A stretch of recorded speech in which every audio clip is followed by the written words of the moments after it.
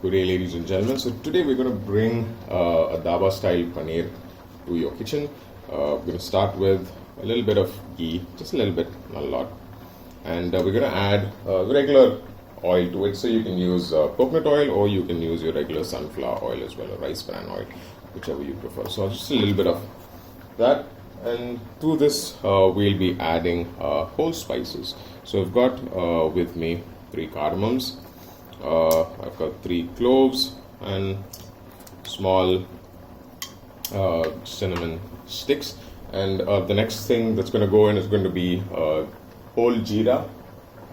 So we're going to put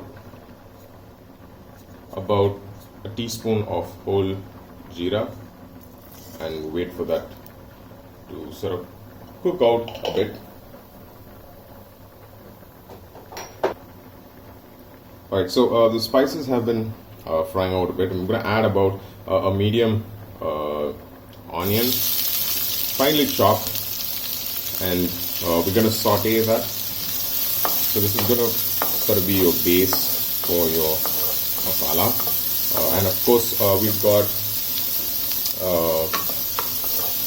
other items as well, like a tomato puree. So we've ground about 3 small tomatoes, and that's going to be a tomato puree paste. And then we're going to end with a little bit of cashew nut paste as well. So just about 4 or 5 cashew nuts ground to a fine smooth paste, and you will add that in there. So wait for this to sort of fry out. Wait for your onions to fry out and get golden brown, and we'll be adding the next ingredients.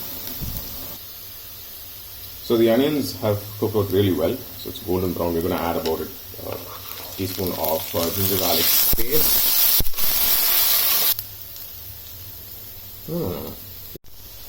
Alright, now we'll be adding in the tomato puree. So, like I said, this is just about 3 tomatoes in the pulp and the mixie, and we're just going to cook this out for about 5 minutes, just so the rawness of the tomato goes away. Alright, so you want to wait for the oil to separate. That's when you know your tomatoes cooked really well. And now we're going to add in our masala. So we didn't put any green chilli or red chilli. If you've noticed, we're going to just put 1 spoon of red chilli powder. We're going to put about 1/4 spoon of turmeric. And also we're going to add about half a teaspoon of coriander powder. So the next thing would be to add about half a teaspoon of garam masala. So that's going to bring out the flavor for this dish, and we're going to fry this out. So it took me about 7 to 10 minutes to get it to this consistency, meaning this paste.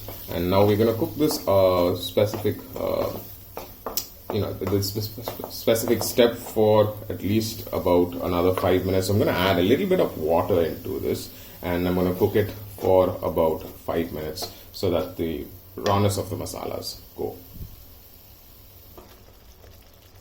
Yep, so the masalas have cooked out really well. And the next thing is we're going to add the cashew paste. So this is the cashew paste that we made from about 5 to 6 cashew nuts, and just add that in there for now. Alright, so I've got 200 grams of paneer. That's store-bought paneer, not made at home. But then that's 200 grams cut into small little cubes, bite-sized pieces. And once we add the paneer in, we're going to add a little bit of kasturi methi or dried fenugreek leaves. Right, just a little bit, not too much. We're just going to elevate the flavor. And once you add that, give it a little mix. And now we want to cook this for just about 2 minutes. Okay, so you're going to add a little bit of water and then cook it for about 2 minutes. All right, so the paneer has been cooking for about 3 minutes now. Just gonna add half a teaspoon of salt, and so this is completely optional. Adding in some bell peppers. So I just had bell peppers, the red ones. So you can use the yellow or the green if you have. So this is your vitamin C. So if in case you wanna up your vitamin C intake, please do so. And yeah, this is about it. And finally, for some ganesh, some fresh cilantro or kotamari. So, ladies and gentlemen, this is the Dhaba style paneer. This is my wife's recipe. And Panda, this one's for you. That's a friend of mine who requested for this recipe. So, thanks everyone. Cheers and have a great day.